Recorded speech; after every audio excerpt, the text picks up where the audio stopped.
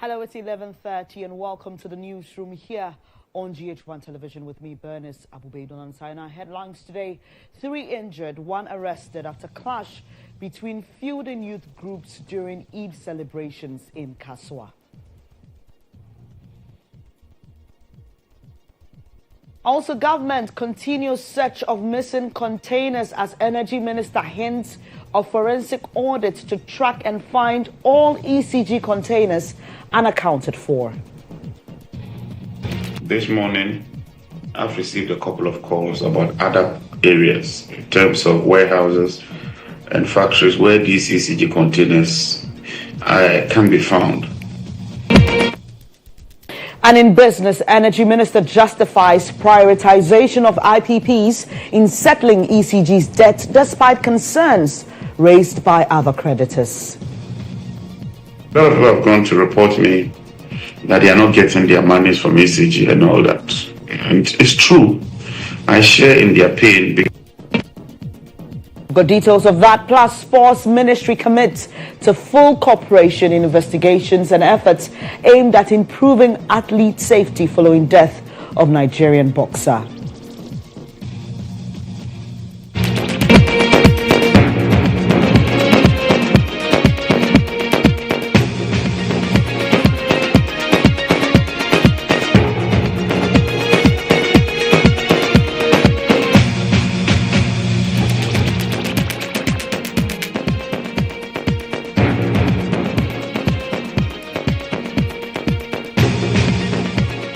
Thanks for your company. We start on a rather disturbing note as 3 people have seriously been injured and are receiving treatment at the Kaswa Polyclinic following a clash between Muslim youth during a Ramadan street carnival at Kaswa in the Ewutu East municipality. According to reports, the feuding factions had unresolved issues before the fasting period. 1 person arrested by the police is currently being detained at the Kaswa Central Business District Police Command. The feuding parties are said to have suspended their fight at the onset of the holy month of Ramadan. In an interview with sister station Kasapa News, one Mohammed Usman said 3 days ago he had information that the parties had planned to resume their fight during the carnival to celebrate the end of their fast. Usman claims he engaged the factions and managed to settle the dispute.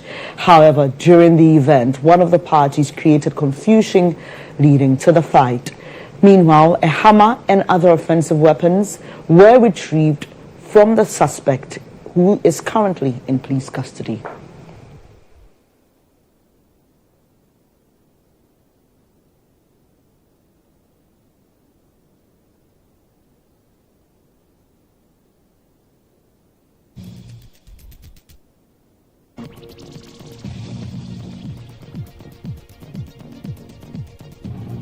And we'll be following up on that story and bring you updates in subsequent bulletins. Now to some energy-related news, and Sector Minister GHOne has clarified that private participation in ECG will not be a wholesale approach. Speaking earlier on GH Today with Lily Mohammed, the minister hinted at the possibility of private sector participation in solving localized power interruptions and revenue collection. The major problem confronting ECG today, I can break them to 2 or 3. 1, collections. They are not collecting the money. Okay. 2, they are not billing the way it ought to be billed. 3, the little they get, in my opinion, there's a lot of wastage. And you can just see from all these procurements. If we can tackle these 3, and then maybe 4, the response time. More often, I get complaints about a particular area that is gone off. I check the grid and I'm reliably informed that we are not shedding load, but maybe a transformer is off. The response time can be improved significantly. And that is something I really want us to pay attention to. And that's why we are trying to bring the private sector in the activities of ECG, not to sell the company, but at least billing and collection, maintaining some portions of the network, responding to calls. I think that the private sector can do it. Stay a while on this, because the minister has also reiterated his commitment to tackling other sectors within ECG and retrieving all the missing containers belonging to the company which got missing at the Tema port. An investigative report on ECG uncovered that more than 1,300 containers that were meant to be cleared at the port are unaccounted for. According to Professor Innocent Senior Akwa, chairman of the investigative committee, ECG initially claimed to have 2,491 uncleared containers filled with cables and other essential equipment. However, an independent audit at the port found only 1,134 containers, which leaves about 347 of them unaccounted for. In an interview with Lily Mohammed, again, Mr. Jinapo indicated a forensic audit will be conducted by relevant security agencies in order to trace their whereabouts. This morning, I've received a couple of calls about other areas in terms of warehouses and factories where these ECG containers can be found. And so we'll be moving into action this morning. And it is my hope that we can rope in more people. But beyond that, we also need a small forensic committee that will track these containers. We need to track them using their unique identification numbers or serial numbers, which ports were received, which terminal or container terminal they were received. There will normally be a manifest, and so we should be able to track these containers. Let me thank the Director of Port Authorities, GHOne. He's been very cooperative. He's willing to help us in any way that we can. Our vision of mission is simple, and it's simple and simple. We want those containers, simple as that. Wherever those containers are, whatever it takes to track those containers, I, as Minister of Energy and Green Transition, I'm determined to do that. Meanwhile, the Deputy Attorney General, Justice Ramsai, says the NIB and Ghana Police Service have arrested 14 persons in the saga. The 11 Chinese nationals and 3 Ghanaians form part of a syndicate the police says it's still tracking. Investigations are still ongoing to track down and retrieve those stolen containers and arrest other persons involved. The Deputy Attorney General, I beg your pardon, also appealed to the public to assist with relevant information. The NIB and the Ghana Police Service have arrested a number of suspects. The arrest took place in Dongfang manufacturing company yard and also Ponlok. They are all around Shai Hills. 14 suspects have been arrested. 11 have identified themselves as Chinese nationals. The police did the arrest last night. And as you know, we have always maintained, and the President John Dramani Mahama has maintained that his fight to recover the loot will not be a channel or a tool to abuse the right of persons who are found or who are suspected. So, in line with that, we have the police officers have admitted the suspect to bail, police bail, because they were arrested last night, and we have a few hours to expire for the 48-hour rule to expire. And so, for the foreign nationals and the 3 Ghanaians, the police have taken their passports, that is to prevent them from leaving the country, and have also asked for them to produce sureties, persons that can stand sureties for them. In other words, persons that can help the police to locate them should they not be found. So that is the condition for their police bail. We want to make it also clear that investigations are still ongoing, and these persons who have been arrested have given statements, giving leads to further investigation to be conducted. We believe that this is a syndicate, and there are more people in the syndicate that the police are working to arrest. We want to encourage the general public to volunteer information leading to the arrest or uncovering of this crime against the Republic. Millions of cedis are lost because of this, and the police, the law enforcement agencies, as well as the Office of the Attorney General, are really ready to go to the bottom of this and bring the culprits and the perpetrators to book. I will encourage the public, as the leader of the team has said, to volunteer information which will lead to conclusion of this matter. It is a country that is losing so much, and we expect that we are encouraging the public to help. Any information that anyone has, that information should be made available to the leaders of the investigation. Away from the missing ECG Containers saga, the Ashanti Regional Minister, Dr. Frank Amakohene, has directed the Ashanti Central Police to prevent victims of the Edum Railways fire from reoccupying concrete structures that were destroyed by the infernos. Speaking to the media during a briefing in Kumasi, Dr. Amakohene revealed that an integrity test conducted on the structures found them unsafe for use, making it impossible to guarantee the safety of occupants. Ashanti Regional Correspondent Isaac Justice Bidiakon has more. There's been additional concerns with regards to the other side that got burnt, the three buildings, the KMA building and the three other buildings close to the mosque. When I visited the place this morning, I realized that the traders have started moving in. Those buildings are a bed so much damaged to the extent that if you don't take steps now and intervene, and we allow people to go in there, it may collapse and may give. According to Dr. Amakohene, the government, in collaboration with the Microfinance and Small Loan Center MASLOB, is arranging financial support to assist victims. Some of them who come in complain about their bankers still, pestering them for repayment of loans. I made this information available to His Excellency the President, who has requested that we take the details of the traders and their bankers so that we will get to know the loans they have taken and be able to intervene so that those banks will give them some breathing space whilst we see how best we can support them to repay those loans. So these are all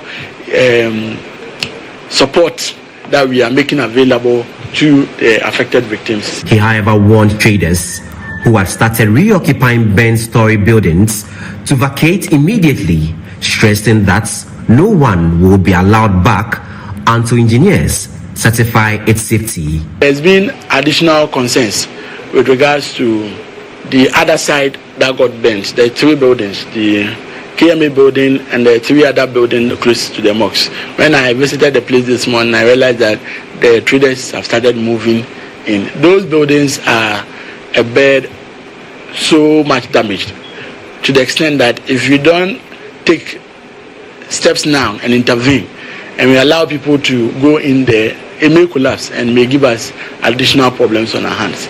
Meanwhile, businessman Emmanuel Abuaje has donated 500,000 Ghana cedis to support the Edum Railway fire victims. He made the donation after touring burnt section of the market, offering words of encouragement to affected traders.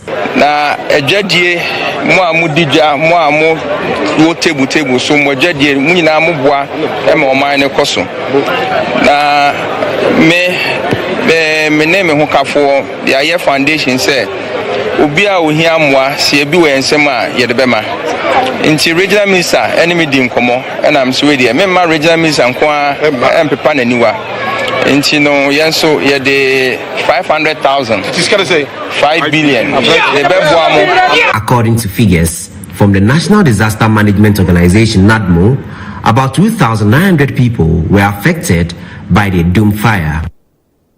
You're still watching the newsroom here on GHOne television with me, Bernice, Abu-Baidoo, Lansah. The Minister for Local Government, Chieftaincy and Religious Affairs, Ahmed Ibrahim, has rebuffed criticism against the President Mahama-led administration of appointment of MMDCs. He says, contrary to claims by critics that the appointment of MMDCs has delayed, the current administration, he says, should rather be credited for making these crucial appointments in record time. The Banda lawmaker also hinted more nominees will be announced this week. He spoke on State of Affairs on GHOne television. It's the earliest in the Fourth Republic that we have brought the names of MMDCs. In the last administration, it took them 9 months, even when government was continuing. But this is the very first time that a new government is at post within 1 month, his cabinet was formed. Within the 2nd month, his council of state was formed. Within the 3rd month, his MMDC's post lists are out. How can you say it has delayed? This is the fastest so far, but people are not taking cognizance of the happenings in the sector. And all these things were engineered by the Ministry of Local Government, Chieftaincy and Religious Affairs. And even people were calling on us to delay the Council of State. We said no, we were going to go. We had it right. Mm-hmm. People were afraid of the cabinet. People were calling Parliament all kind of names. But within 2 months, the cabinet was formed. The president said within 14 days after swearing, he will name his cabinet. And he had it correct. It has never happened before. Then the MMDCs, as we are talking of, there were 4 stages of measures to be able to get the best out. And that one, 8 regions are done. The remaining 5 are coming out within this week. And 8 plus 5 is 13. Mm-hmm. Then we'll be left with only 3. And the 3 will come out the following week. So we said we were going to do by 31st or latest by the 1st and 2nd week of April. And we are on course. The minister also warned that armchair chief executives will not be tolerated. He's speaking about a performance league which will rank the efficiency of municipal and district chief executives, adding that the price of failure as an MMDCE is dismissal. The assembly, the DCs will be at post. And they are going to give a performance bond that there's a national sanitation league. If your district is last, next time you are last for a number of you don't qualify to be there. Right. It's not going to be easy at all. So you can be an MMDC for 3 months to 6 months. If you are last, the next time you are last, you are armchair MMDC. That means you have no business being there. You will be in the trenches, you will be in the field, you will be in the office, you are not just going to be there to be doing ceremonial usher, whereby you'll be there receiving. No. If your district is last, the next time you are last, we'll tell you we didn't bring you there to come and sit down and be sharing common fund. We brought you there to come and work and turn around the fortunes of the place. If you are not able to do that, this thing that you see that people are doing, it is not just going to be for a job for the boys. The president is expecting too much from us, and we are going to expect too much from them as well. Now, World Vision Ghana has called on Metropolitan, Municipal and District Assemblies, MMDAs, to develop comprehensive and sustainable strategies to promote positive behavior towards water, sanitation and hygiene in their respective communities. During a media engagement and panel engagement organized by World Vision, stakeholders highlighted the devastating effects of the barriers to safe drinking water delivery in Ghana and the need to protect water bodies. They also added that without a shift in behavior, investments in wash initiatives would not yield the desired outcomes. 9 million people in Ghana lack access to potable water. This data does not only point a gloomy picture of the barriers to safe water, but also threatens the livelihood of Ghanaians. Pollution of water bodies by plastic and illegal mining activities pose danger to availability and quality of water and increased cost of treatment. 2 years ago, we had about 300 microplastic in a bottle of water, the one in front of you. 300 microplastic in them. And when they did this in last year, using technology for nanoplastic, 240,000 nanoplastics per liter of water. What you have in front of you is half a liter. So if by volume you want to disaggregate this, that's what we are seeing. While reaffirming government commitment toward increasing access to safe water, Minister of Local Government, Chieftaincy and Religious Affairs, Ahmed Ibrahim, drew a nexus between water, sanitation and health and the need for water conservation. He further urged MMDA to develop comprehensive and sustainable strategies to promote positive behavior towards water, sanitation and hygiene. Sanitation and water goes together. And that is why even where we are now, finding ourselves in an economy, in a country where there's cholera, is because of some combination of salt and water. And that's why we are facing all those things. So clearly, the discussions here, I was so impressed. However, I was a bit scared. Because if you look at poor sanitation, plastic pollution, and where they even said that there are plastic in the human body, it made me a bit scared.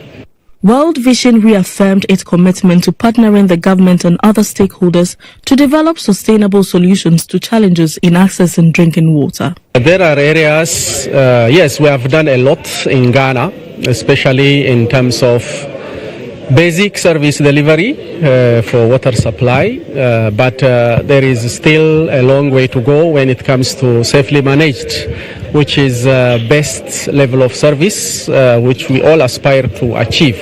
So there is a long way to go. I think that is something that clearly states or shows the state of the wash service delivery in the country. Some stakeholders also advocated for access to safe water, especially in medical facilities and rural areas. When it comes to the rural communities especially, whenever there's scarcity of water, it's the women that this becomes a burden to, because most women are the ones in the homes who are responsible for walking distances over 30 minutes just to get water for the family. And this is time that they could be using for other economic activities. And also the fact that when we talk about wash or water, especially in the health facilities across the country, there's a huge gap when we compare the situation in most of the urban hospitals to the rural hospitals. We need to pay attention to equity issues so that everybody everywhere can have sustainable access. And then also water quality, the quality of the water we deliver. I think we can do a lot better in that direction as well. And then also we believe that government, being the biggest stakeholder, should be able to lead the way for stakeholders in the process of delivering accelerated, safe drinking water. Other panelists also called for collective effort to address challenges in the wash sector, which included poorly constructed and managed wash facilities that were not sustainable, weak sector coordination, and inequitable resource allocation. This is the newsroom here on GHOne television with me, Bernice, Abu-Baidoo, Lansah. Let's do some other stories now. And the presence of cattle near the Adeso Health Center in the Upper East Akim district of the Eastern region is posing significant health risk, particularly to patients with weakened immune systems. Health personnel and patients seeking medical care have expressed deep concern about the situation. They are calling for urgent intervention to address it. According to senior physician Peter Kujay, cattle are being kept dangerously close to the health facility, creating a persistent foul odor and unsanitary conditions. He revealed that no concrete action has been taken to resolve the matter, which began in 2022 despite multiple reports to the Adeso Police and the District Environmental Health Authority.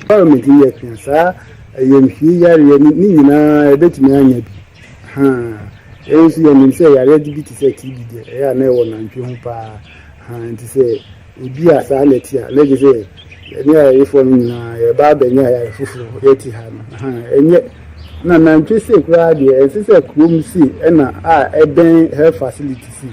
So I say, oh, more money and Jangas and so many years I didn't say the dear one. Commons and say any. But almost say.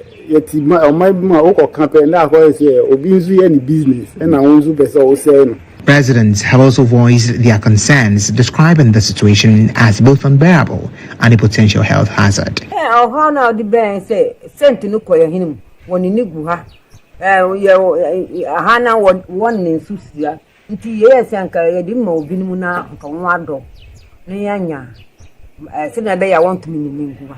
Na netwi no suntum nya we so ya foso a enye mini chief kura yan akọ netwifu no ho kwai wo se netwi ana oni wo e ko police station mini chief ku na kwai e kwai no wo nam wa nam yantishi.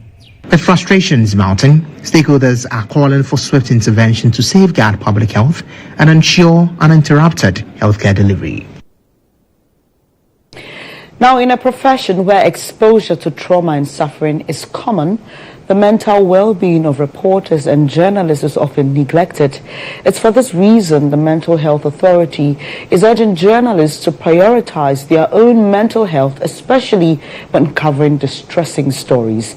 This call was made at a workshop organized by the Empowering Better Life Foundation, which brought together experts to discuss the critical role journalists play in reshaping narratives around mental health.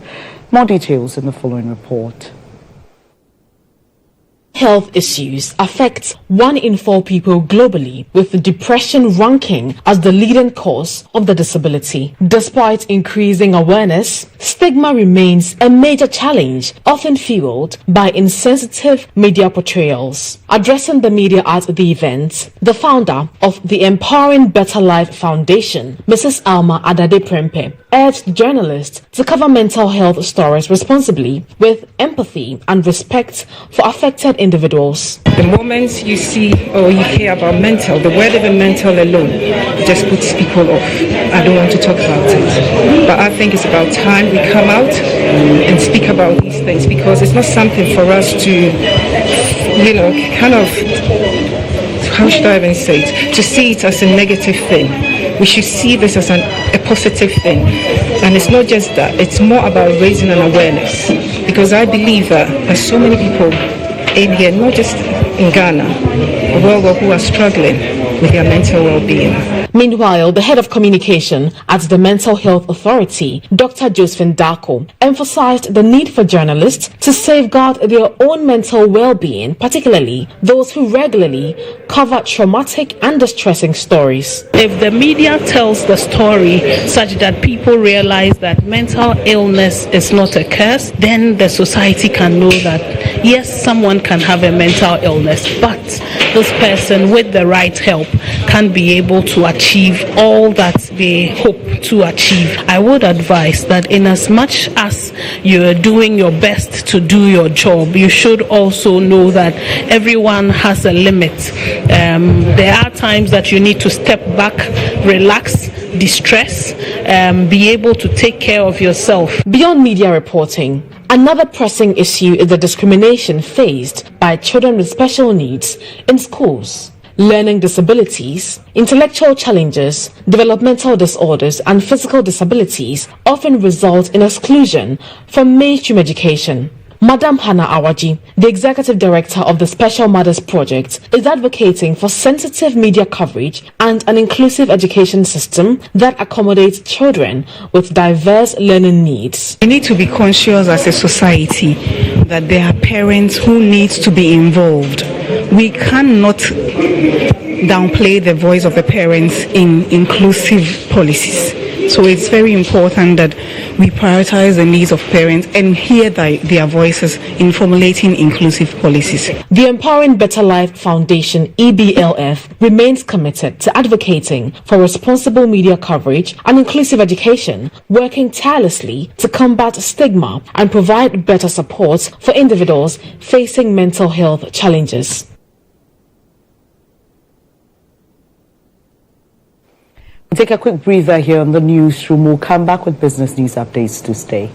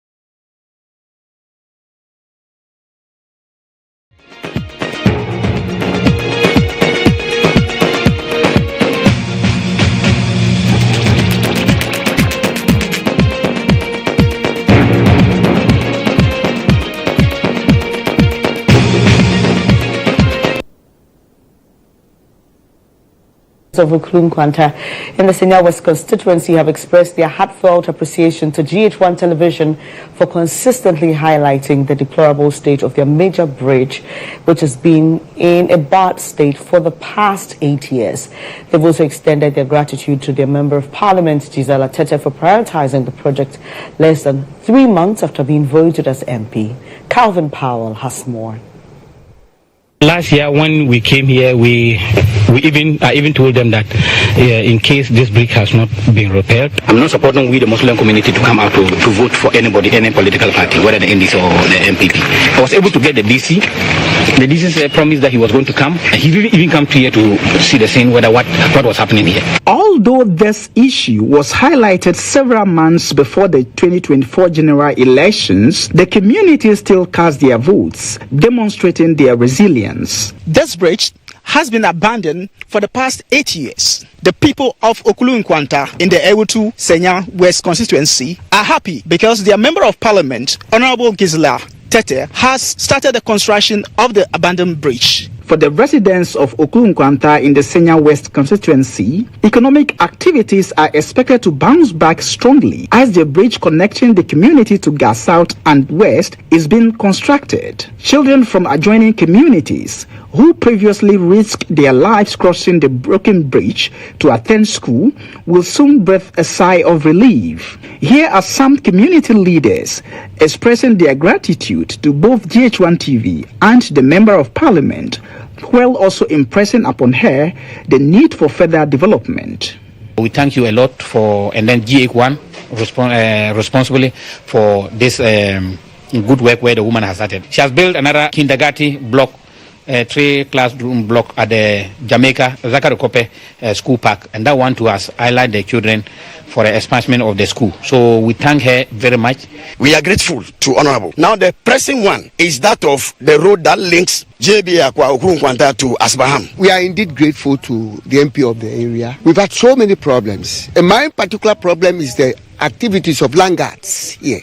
The Member of Parliament, who was in the area to celebrate the Eid al-Fitr with the Muslim community, took the opportunity to inspect the progress of work and reaffirmed her unwavering commitment to the development of infrastructure across the constituency. It was very difficult to find support to do this. I would go to feeder roads would tell me this, they come and measure, after measurement nothing happens. At least we have provided a KG nursery block over there. It is provided by a sponsor. And then also we'll look at the park. It's something that I'm already doing. Just this year, I use the drip machines. We've graded Yakukwa electoral area, Ainshaku electoral area also. We have worked on the roads there just to make sure that, because the rains are coming. So I had to do this quickly before the rains. The Muslim community seized the occasion to pray for the MP, imploring Allah for guidance as she works to fulfill her promises to the constituents. Calvin Powell brought you that report. And as Muslims across Ghana celebrate Eid al-Fitr, President John Mahama has taken the opportunity once again to appeal to the people of Boko in the Upper East region to embrace peace and unity for the progress of their community. Addressing the congregation after Eid prayers marking the end of Ramadan, President Mahama urged the feuding parties in Boko to give peace a chance. He observed the sacred occasion is a time for reflection, reconciliation and renewal of faith, making it a perfect moment to foster harmony. He called on all factions to set aside their differences, prioritize dialogue and work towards lasting peace. And on this day, I want to take the opportunity once again to call on our brothers and sisters in Boko to give peace a chance. On this holy occasion, where we celebrate the feast of Eid al-Fitr after the holy month of Ramadan, my brothers and sisters in Boko, let us give peace a chance. Once again, I extend my warmest wishes to all Muslims in Ghana and all over the world. Eid Mubarak. Assalamu alaikum wa rahmatullahi ta'ala wa barakatuh. And on that note, we wish all of you celebrating Eid Barka de Salah. It's now time for business news.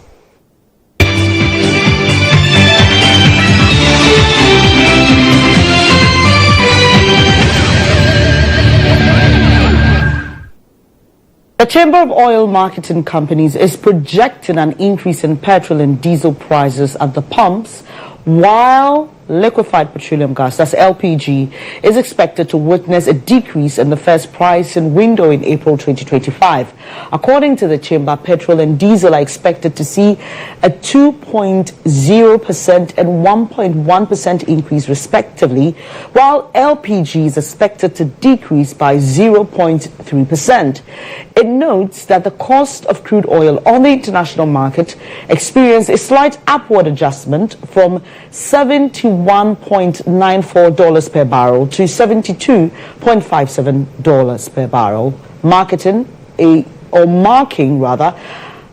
0.86% increase. Meanwhile, the Ghana cedi experienced a slight appreciation against the US dollar in late March 2025, reflecting a 0.07% gain.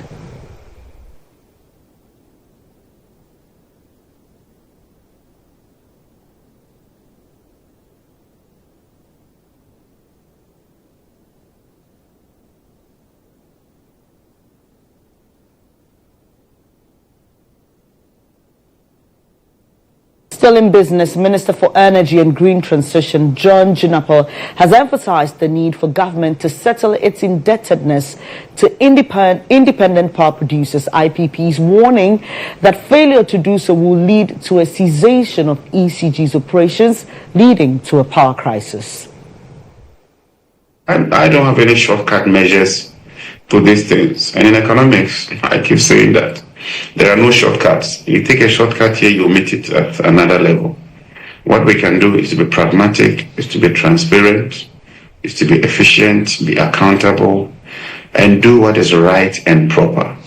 If we do that, some of them very unpopular. A lot of people have gone to report me that they are not getting their monies from ECG and all that. And it's true. I share in their pain because a lot of people have supplied to ECG. They've used bank loans. Now they are in a fix, and the banks are selling their properties. So, but we also have to deliver power.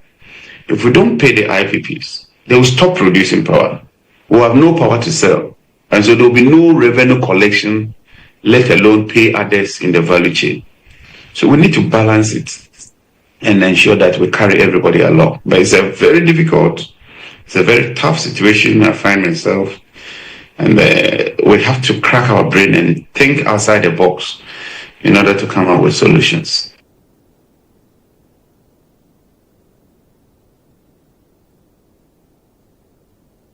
That'll be all for business news. Up next is sports.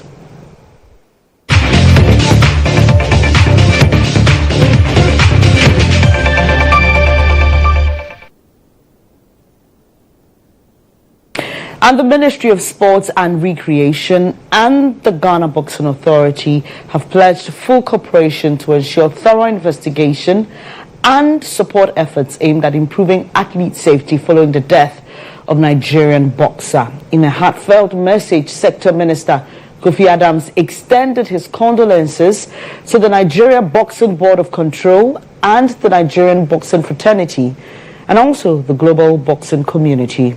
He acknowledged the loss was devastating. Boxer Oluwasegun was competing against John Mabangu when the incident occurred. Midway through the bout, he suddenly collapsed in the ring, prompting immediate medical intervention. And despite urgent efforts to retrieve him, the 40-year-old boxer was unresponsive, was rushed to the Kolebu Teaching Hospital, where he was later pronounced dead.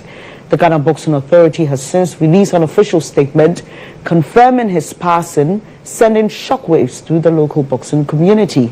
The statement also indicated that the late boxer had undergone medical examination and was cleared to fight.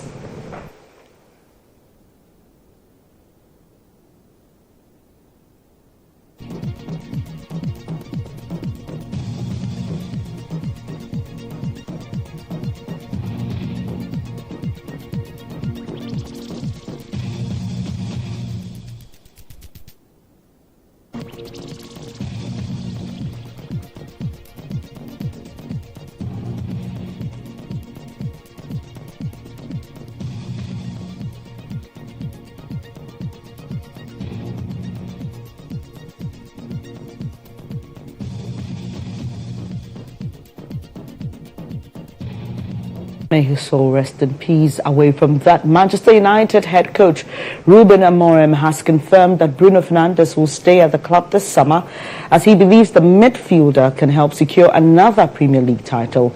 Fernandes has been pivotal in the team's recent resurgence under Amorim, with his impressive form fueling rumours of a potential move to Real Madrid. In response to these speculations, the head coach stated that the Manchester United captain is not going anywhere. That is the challenge. I want Bruno here because in maybe in the lowest moments of our season, we want to win the Premier League again. So we want the best players to continue with us. And this is 29, I think, but he's still so young because he plays 55 games every season. Between assists and goals, he's there for 30 at least. So he's the type of player that we want here, so he's not going anywhere.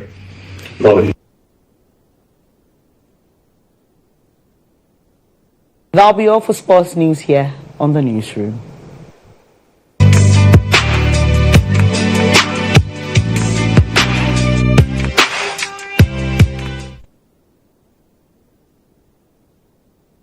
Now, have you ever wondered how second-hand clothing, popularly called Obroniwewu, became a first clothing option for many Ghanaians?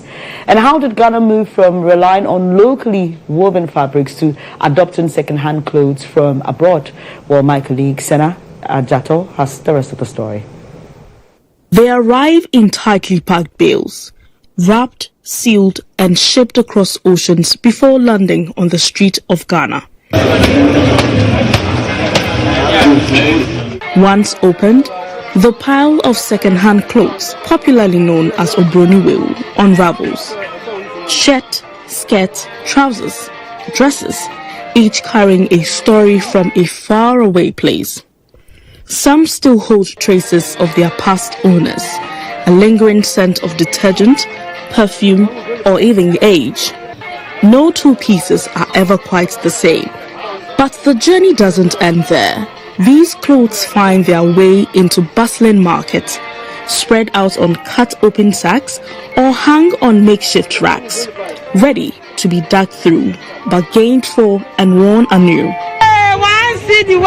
From corporate offices to construction sites, from schools to Sunday services, Obroniwewu has become a part of everyday Ghanaian life. It is no longer just thrift shopping, it is fashion, identity, and the Ghanaians' way of life. But this wasn't always the case. Once upon a time, historians say the Ghanaian ancestors wove their own stories into fabric.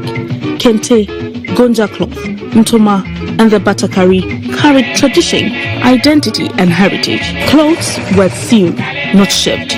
Fashion was local, not imported. Even flour sacks were stitched into shirts.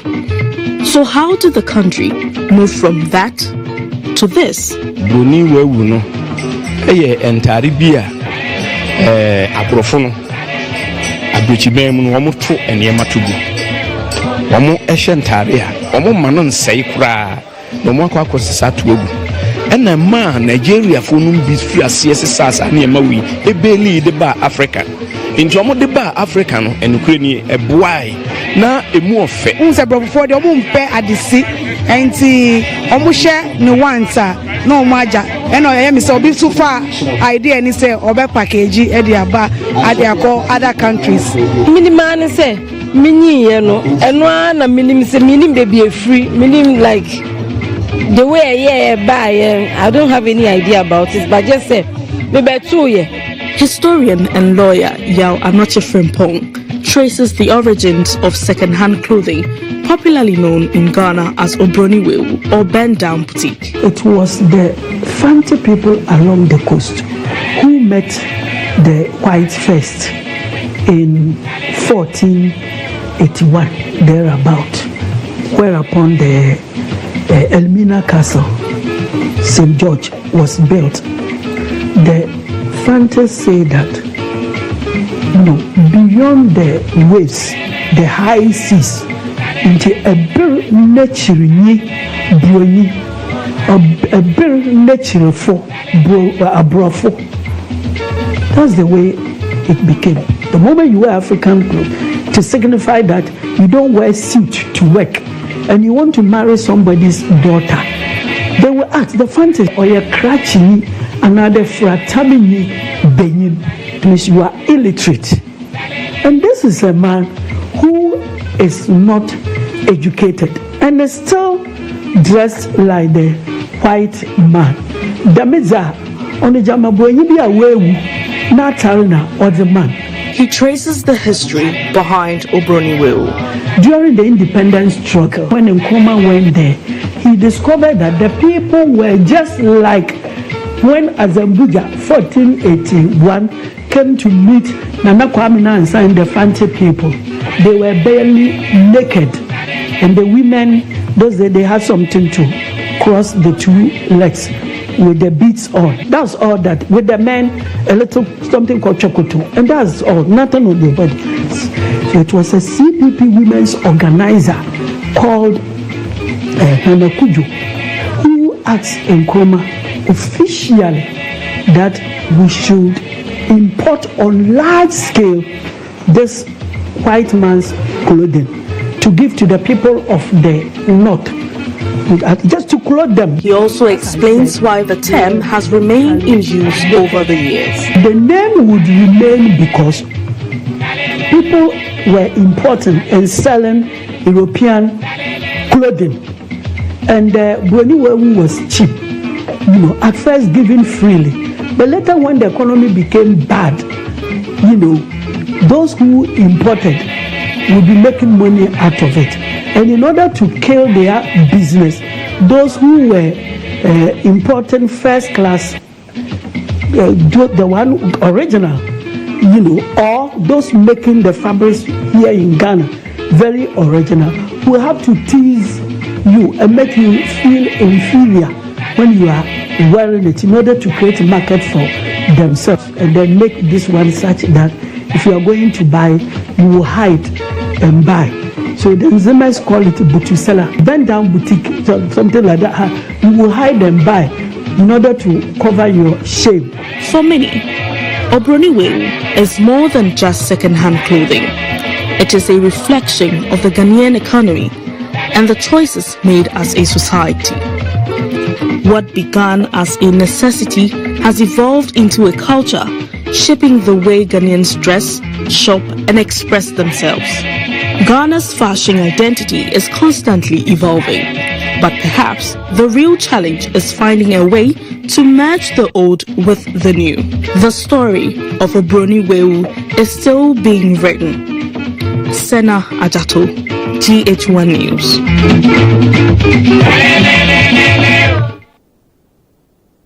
Interesting revelations in that report by Sena Ajato. Now, you want to join us on Rhythms Live on GHOne TV and Ago TV for a special tribute show honoring Osibisa, the legendary band that brought us timeless Ghanaian classics. Though only one original member remains, their legacy continues to inspire generations. Now, you just want to keep this marked in your calendar. Tomorrow, 2nd April 2025 at 3 p.m. right here in our Platinum Studio. It's an unmissable event. It will feature insightful discussions on Osibisa's impact with living legends like Jedu Ambole, Amanziba Natbrew, Bessa Simons, and Otrema Asante. Plus, get ready for electrifying performances from the sensational In Chin Chin Band. Don't forget, it's tomorrow at 3 p.m. right here on GHOne Television or Ago TV. It's our own way of celebrating Osibisa. And that's how we end E-Zone. Up next, we've got international news updates to stay.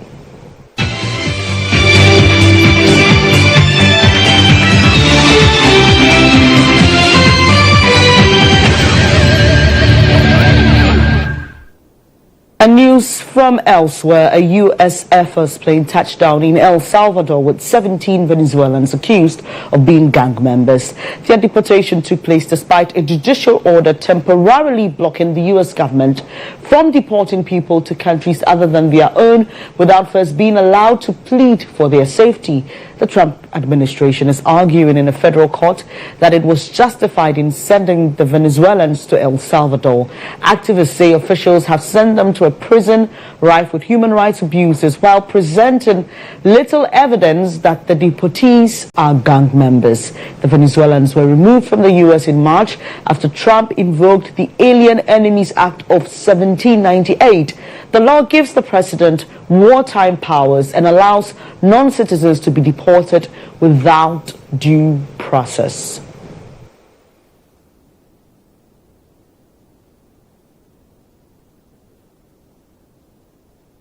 That'll be all for this edition of the newsroom here on GHOne Television with me, Bernice, Abu-Baidoo, Lansah. Thank you so much for staying through this special Eid holiday edition of the news.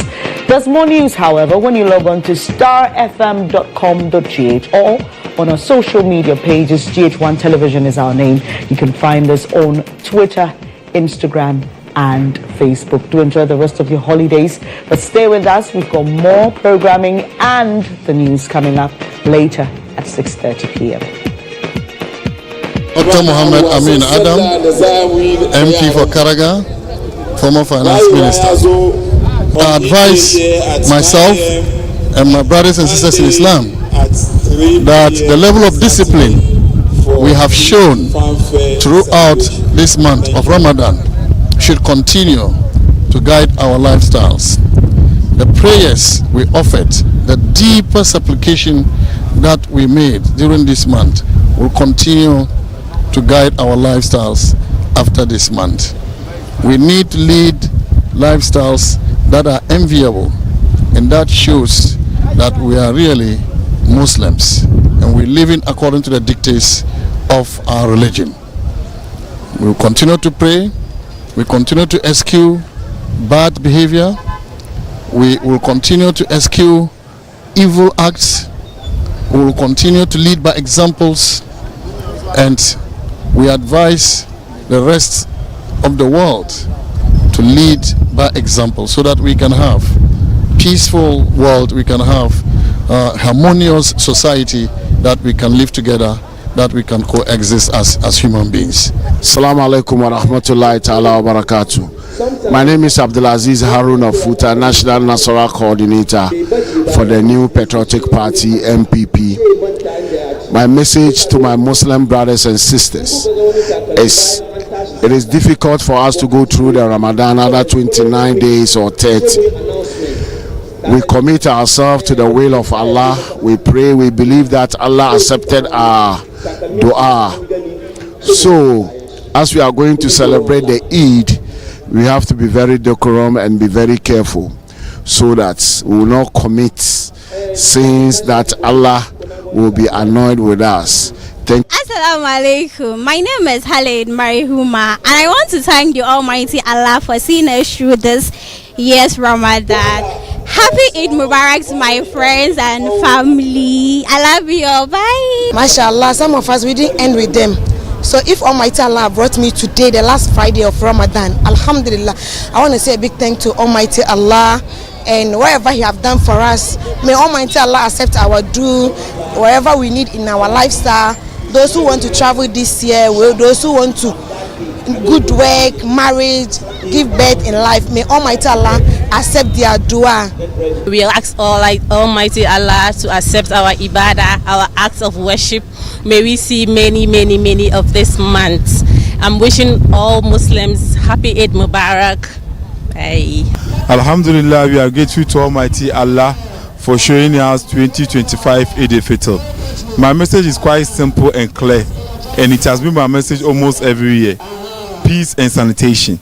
One, during the Eid al-Fitr celebrations, this goes to the young men, the motor riders. We've received so many reports, so many incidents concerning the motor riders. So we use this platform to tell them to please, we are not preventing them from riding during Eid al-Fitr, but they should sanitize. Assalamu alaikum wa rahmatullahi ta'ala wa barakatuh. My name is Mubarak Wakaso, your favorite Black Star midfielder. We thank Almighty Allah for giving us that strength to go through this blessed month. As we are about to celebrate Eid, I want to urge all of us to come out peaceful, nicely, to enjoy the Eid. Eid Mubarak to each and every one of you. Assalamu alaikum wa rahmatullahi ta'ala wa barakatuh.